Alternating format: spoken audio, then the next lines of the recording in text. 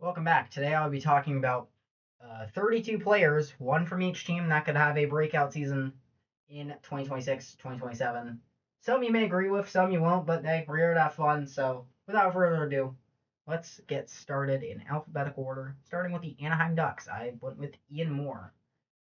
As a defenseman, he had 4 goals, 8 assists for 12 points in 67 games played with a -2 plus minus. I think Moore could be a good defenseman up there.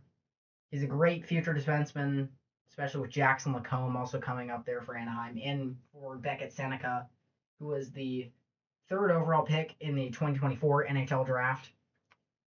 I think Ian Moore, I think he'll definitely be a prominent piece in the lineup, and maybe he'll score a little bit more and have a good defensive game. So Anaheim, I have Ian Moore. Boston, Alex Steeves. Centerman, 9 goals, 7 assists for 16 points, 43 games played with a +6 plus minus. Steve showed some signs of progression, and a lot of players in Boston did, because Morgan Geekie led the NHL in goal scoring for quite a bit, and also Fraser Minton and Marat Kuzmadinov kind of had a breakout season. Kuzmadinov had like a 4-goal game against the Rangers back in January, so that was when Boston beat them like 10-2, but I think Alex Steeves could be a very good future player for Boston, and I expect him to stay much more in the lineup this upcoming season. Buffalo, Zach Benson. 13 goals, 30 assists, 43 points in 65 games played with a +27 plus minus. That is great for the Sabres. Buffalo is a great young team. They just got back in the playoffs after 15 seasons of exile. And Buffalo is definitely set to be a playoff team for many years down the line, and Zach Benson, I think, will definitely fit right in.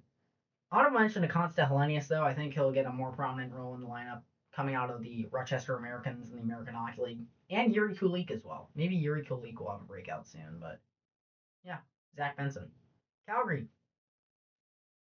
For Flames fans, this might not surprise a lot. I put Matt Coronato, right winger. 18 goals, 27 assists for 45 points, 80 games played, but a -29 plus minus. I think Coronato's going to have a breakout season. He could easily lead the Flames in scoring because Calgary does struggle with goal scoring. They only scored about 212 goals last season. It's either going to be him, Sharon Govich, or Huberdeau that leads the Flames in scoring. Zane Parekh, honorable mention, though, for this spot. But I think Matt Coronado is set to have a great breakout season. In my opinion, he'll get at least 55 points or more. So on a Calgary team that's definitely not going to make the Stanley Cup playoffs next season. Maybe in 2027, 2028. We'll see. Carolina. This was a tough one because there's a lot of good choices here. But I went with Jackson Blake. Part of that red hot second line with him, Stankoven, and Hall, which helped propel the Hurricanes to the Stanley Cup. And I think Jackson Blake came out of North Dakota. He's a great future player for the Carolina Hurricanes. And I expect him to maybe even have 60 points this season. He's a great goal scorer, and he easily definitely fits in with that Rod Brindamore coaching level and style. And he's definitely here to stay in Raleigh. So, yeah, Jackson Blake. Chicago, Nick Lardis. He was in the AHL for a good part of last season with the Rockford IceHogs, but he had 10 goals, 5 assists, and 15 points in 41 games played. A -18 plus minus. Forgot to mention Jackson Blake had a +4 plus minus. But Nick Lardis, I think Nick Lardis also showed some good signs of being a future great player alongside other players who did so, like Oliver Moore, Ryan Green, and Spencer Knight's going to be a good goalie for Chicago. And I think Nick Lardis could be one of those players to help give some stability alongside Connor Bedard on a team that does not have a lot of stability. Yeah. They did add Patrick Kane and Bowen Byram, so that's a bit of help, but they're going to need some more help there in Chicago if they want to get back above the playoff line. So, Nick Lardis. Colorado. Fedor Svechkov. He just came over from Nashville this offseason. If Svechkov hadn't gotten traded, I probably would have picked him for the Predators. But Svechkov had 4 goals, 13 assists, and 17 points in 70 games played with a -6 plus minus. Svechkov's another one of those players where he has shown some signs of progression in his time with Nashville. And I think that can carry over well in with the depth of Colorado. Obviously, he's not going to be as good as Nathan McKinnon or Cale Makar, but I expect Svechkov to be pretty decent on there in the Avalanche. Maybe close to the level of like Parker Kelly or Ross Colton. But yeah. Columbus, Danton Matejchuk. 13 goals, 18 assists, 31 points as a defenseman. 75 games played and a plus 12, plus minus. Matejchuk's probably the best young defenseman for Columbus. The best defenseman in Columbus, period, is Zach Werenski, the Norris Trophy winner this year. And Matejchuk's another one of those great young players in there for the Jackets and will easily be a big help in their goal to get above the playoff line this year, which they could. However, I'm not sure. But if Werenski continues to play at the Norris level and maybe there's some more scoring from players like Marchenko and stuff, I think Columbus could easily get above the playoff line. But yeah. Matejchuk's a great young defenseman with a ton of upside there for the Jackets. Dallas, Justin Gritzgovian, 14 goals, 16 assists, 30 points in 81 games played, and a plus one, plus minus. Gritzgovian's another one of those players where I saw a lot of flashes of progression out of him this past season with the Dallas Stars. I think he'll definitely get at least 10 more points than he did last season. He played some good minutes up there with the Stars, and he's a bit underrated there in that Stars roster, which is comprised, of course, with veterans like Jamie Benn and Tyler Seguin, Jason Robertson, and of course the younger ones like Wyatt Johnston, Thomas Harley, and other players. But I think Gritzgovian is a highly underrated player there for Dallas, and he'll definitely get up there with some scoring this year. Detroit, Emmett Finney, 13 goals, 17 assists, 30 points in all 82 games played, a negative 10 plus minus. I think Finney's another one of those underrated players for Detroit. Detroit's got a ton of prospects, of course. Trey Augustine and net. Axel Sandin Pellikka is another one. Of course, Mo Seider becoming a Norris Trophy level defenseman, but I think Finney could be some great scoring help there for Detroit, a team desperate to get back above the playoff line in a tight and tough Atlantic division. I wouldn't say tight, but the competition is so good in that Atlantic division where there's theoretically a way where almost every single one of those teams could easily be a playoff team next season. Obviously, not all of them will be. 3 of those teams in the Atlantic division will at least not be in the playoffs, but Detroit's probably going to be one of those teams where they don't really make the playoffs, more or less because of how good the Atlantic division is. And also Dylan Larkin wanting out kind of has put a dark cloud over the Red Wings. So I don't know how good Detroit's going to be next season, but we'll have to wait and see. Edmonton, Matt Savoy, 18 goals, 19 assists, 37 points. He's a highly touted young player for the Edmonton Oilers. He was originally with Buffalo, but then he came over in a deal that sent Ryan McLeod to the Buffalo Sabres, and I think honorable mention though to Isaac Howard, though. I think he's another one of those great young players there for Edmonton, but I think Matt Savoy is a real young deal there for the Edmonton Oilers, and I think he can help provide at least some good prospects there for Edmonton, get some more depth scoring up in there. Of course, Connor McDavid and Leon Draisaitl can't lead them all to the promised land. They literally said they were an average team in that playoff series where they lost to the Ducks in round 1. So, yeah, Edmonton, that's away. Florida, it's the only goaltender put on here. Akira Schmid played in 34 games. He had 16 wins, 2 shutouts, an .893 save percentage, and a 2.59 goals against average. I think Schmid's a goaltender. He's shown some flashes with New Jersey and Vegas, I guess, in previous seasons. But with Florida kind of having a big goaltending question with Markstrom and Schmid being their likely tandem because Bobrovsky went off to the Toronto Maple Leafs. Schmid could be a breakout candidate for a Florida team with basically goaltending being its only question. Outside of that, Florida easily could be back in the playoff line this year as long as they remain healthy, even though Brad Marchand already got beat up. I think Brad Marchand's going to miss a bit of time, but yeah, Florida, Akira Schmid. LA, Alex Laferriere, right winger, 21 goals, 23 assists, 44 points in all 82 games played with a +3 plus minus. Laferriere is another one of those young, kind of underrated players. I feel he's like overshadowed by kind of like Quinn and Byfield here in LA. Honorable mention to Brant Clark though. I think he'll be a Clark's going to be a good defenseman there for the Kings. But Laferriere, I think, is a great young player. He had a hat trick against the Ducks in December of last season. I think Laferriere's got some great goal scoring potential. I think you definitely get near 25 goals next season for the LA Kings. A team that may be above the playoff line and may not. So yeah. Minnesota, Danila Yurov. 12 goals, 15 assists, 27 points. I remember in the Hockey News preview article, they had Yurov scoring 60 points last season.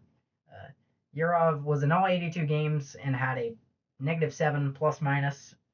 I think Yurov was definitely set for some more points scored this year. He's a great young player there from Minnesota. A little bit underrated, but not really. But we'll see what Danila Yurov does this season. I expect maybe 45 points out of Danila Yurov. 20 goals, 25 assists, maybe. Yeah. Montreal, Zach Bolduc, the former St. Louis Blue. 12 goals, 18 assists, 30 points in 78 games played with a -6 plus minus.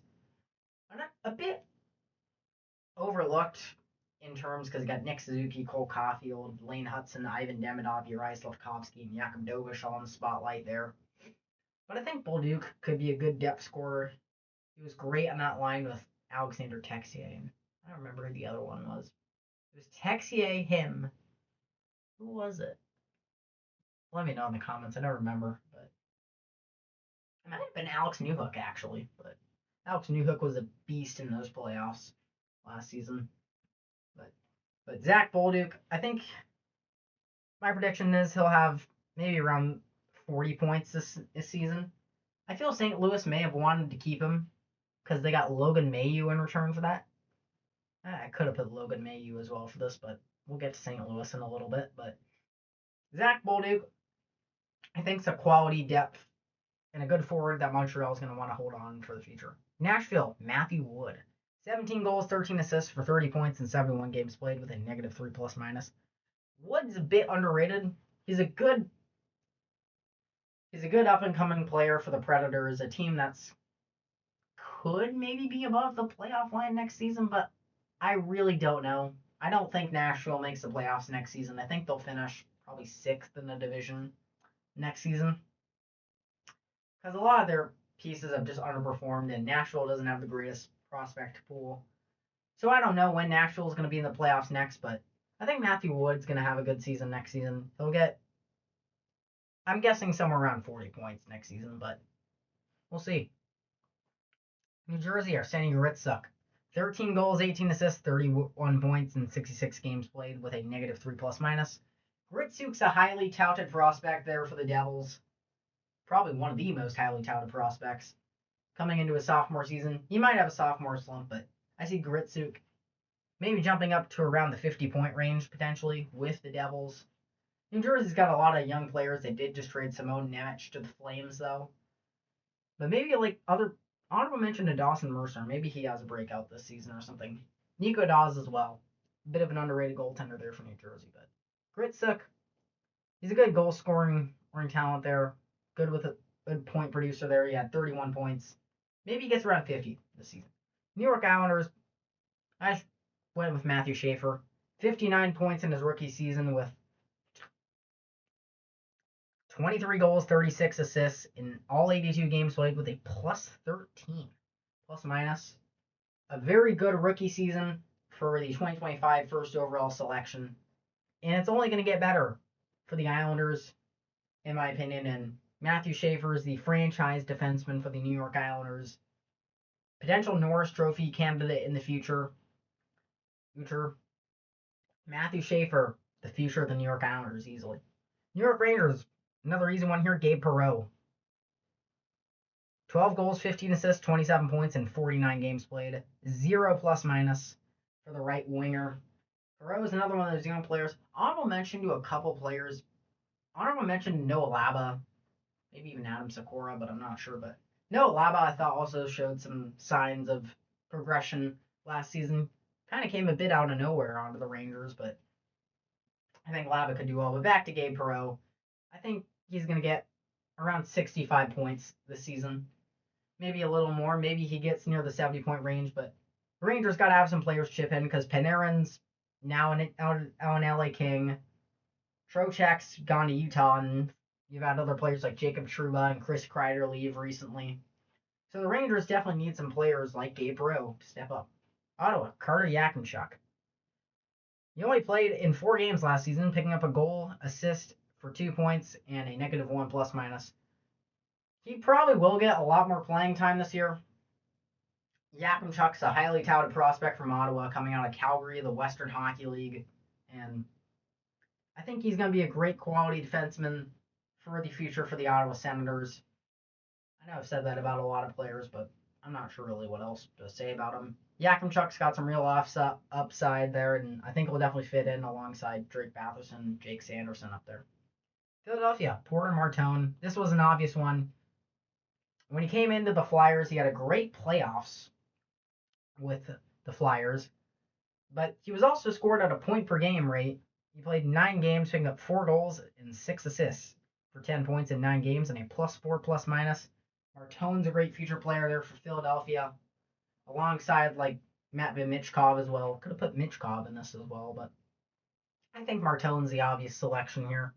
I think Porter Martone's going to hit maybe at least somewhere around 60, 70 points next season.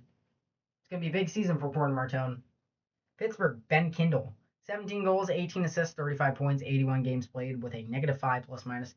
Kindle showed some great signs of progression. I want to mention Avery Hayes and Sergei Murashov, goaltender, for this spot. But I think Ben Kindle is going to be easily a top 5 goal scorer for Pittsburgh next season and for the future. Pittsburgh doesn't have the greatest prospect pool, but it's gotten better with Kindle and Avery Hayes and Sergei Murashov. So Pittsburgh is starting to get the ball rolling. They returned to the playoffs last season, but lost to the Flyers in round 1. I don't expect Pittsburgh to get back to the playoffs next season, though. But we'll see. San Jose, Michael Misa. 9 goals, 12 assists, 21 points in 45 games. A -2 plus minus. Michael Misa is another one of those future players. He's no Macklin Celebrini right now, or even a Will Smith, but Michael Misa. Ivar Stenberg coming in as well is going to help a lot. San Jose is easily making the playoffs next season. Top 3 team in the Pacific Division. San Jose will make their return to the playoffs for the first time since 2019. And Michael Misa, I think, will be a much bigger part of that. He'll get around 45 to 50 points next season, easily. Seattle, Berkeley Catton. 7 goals, 10 assists for 17 points last season. 66 games played and a -8 plus minus. Catton's a bit of those underrated players on Seattle. I don't expect Seattle to get above the playoff line next season. They've only made their playoffs once, and they're not really considered a destination, as Jason Robertson turned down an 8-year, $120 million deal that would have sent him to Seattle. Instead, he chose to re-sign in Dallas for $12 million on a 1-year contract. Seattle is kind of in a dog days spot right now. I'm not sure when it'll become a destination, but there was a lot of hype with Seattle when they came into the league. They got to rekindle that at some point soon. But I think Berkeley Catton's going to have a good season. He'll pick up around 35 points, in my opinion. St. Louis. You would have thought I would have gone with Jimmy Snuggerud, but I actually decided to go Dalibor Dvorsky in this. I think Snuggerud's going to have a great season. And hit at least around 70 points next season, but Dvorsky I see hitting around 45. He had 12 goals, 9 assists, 21 points in 71 games played with a -6 plus minus. St. Louis is one of those teams that was expected to be above the playoff line last season, but wasn't. I think St. Louis has a good shot of getting above the playoff line, but there's 4 big roadblocks. Of course, Colorado, Minnesota, and Dallas are going to be the top 3, but for the wild card, it's either Utah or St. Louis. I'd go Utah for the wild card probably, but not that St. Louis is bad. They did pick up Mason McTavish, and Joel Hofer is easily the future in that for St. Louis. So not that St. Louis is bad. It just, can they compete in that Central Division? We'll have to wait and see. But Dalibor Dvorsky. Tampa Bay, Charlie Edward Diastu. 6 goals, 23 assists for 29 points as a defenseman. 70 games played, a -4 plus minus. Diastu, another one of those players that came kind of out of nowhere last season and showed some great signs of becoming a good young player here for Tampa Bay. Honorable mention to Connor Geeky, though. He's been stuck in the minors with the Syracuse crunch, but I think Diastu's going to have a pretty good season, maybe hit 30 or so points as a defenseman, but I think Diastu has definitely reserved a spot in the rotation with the Lightning, easily. Toronto. Who would have thought I would have gone Gavin McKenna, but if I do this again next season, I'm going to go Gavin McKenna easily. Yeah. But Toronto, I went with Easton Cowan. He had 11 goals, 18 assists for 29 points in 66 games played with -5 plus minus. Cowan's another one of those highly touted players like Matt Savoy and Gabe Perreault. I'd expect Cowan to hit at least 55 points this next season. He's a great young player for Toronto. Toronto's starting to get some of their pieces back after Mitch Marner left. And Cowan's going to be another one of those good pieces alongside Gavin McKenna, helping usher in a new era of Leafs hockey. So, yeah. Utah. I wasn't actually sure, so I just went with Dmitry Simashev. He only had 1 assist in 28 games played, a -11 plus minus. But Simashev's an okay prospect. I really don't have much else to say. Utah is going to be a great team. They're easily getting back in the playoffs next season. I'd expect maybe Simashev to get up to 20 or 15 points next season. Yeah, Dmitry Simashev. Vancouver. Z. Boyum came over to Vancouver in the Quinn Hughes trade last December. Boyum's a great young defenseman. 6 goals, 20 assists in 76 games played, a -33 plus minus, though. Wow. I mean, it's only his first season, but I think Boyum's going to be a great defenseman for Vancouver. Vancouver isn't really good right now, though. Vancouver still has to improve. There's a lot of work to do. I wouldn't be surprised to see Vancouver finish last in the league again next season. There's nothing good going on really for the Canucks. Quinn Hughes is now gone, and yeah, it's dire there in Vancouver to say the least. Vegas, we went with Braden Bowman. 8 goals, 18 assists, 26 points in 54 games played, a -16 plus minus. He played 1 game in the playoffs. It was Game 6 of the Stanley Cup Final where Vegas lost to Carolina. I think Bowman's an okay forward. I haven't seen him play much, but he'll probably get a more elevated role in Vegas. There's some other players coming up as well, but I'll have to be waiting and seeing. Washington, Ryan Leonard. Another highly touted prospect, probably the biggest prospect for the Capitals. 20 goals, 25 assists for 45 points in 75 games played with a +2 plus minus. I think Leonard's going to hit probably 30 goals and 35 assists for 65 points next season as a rough estimate. And the Capitals, they got goals to go into the Stanley Cup final next season. I just don't see it happening. I know it's big with Alex Ovechkin and stuff. Ovechkin going for 1,000 goals and stuff, but Washington can easily get above the playoff line. I just don't. They're not as good as Carolina in the Metro Division. I'm not saying that biasly, but yes, I'm a Carolina Hurricanes fan, but I don't mean that lightly. Carolina is the best team in the Metro and one of the best teams, if not the best team in the Eastern Conference. There's a reason they won the Stanley Cup last year. They were the best team. And they can do it all over again next season. No doubt about it with a Rod Brind'Amour coach team. But Ryan Leonard, I think, is a great player for Washington, and he'll be a good future piece in the Washington Capitals lineup. And finishing out with Winnipeg. Winnipeg does not have the greatest prospect pool.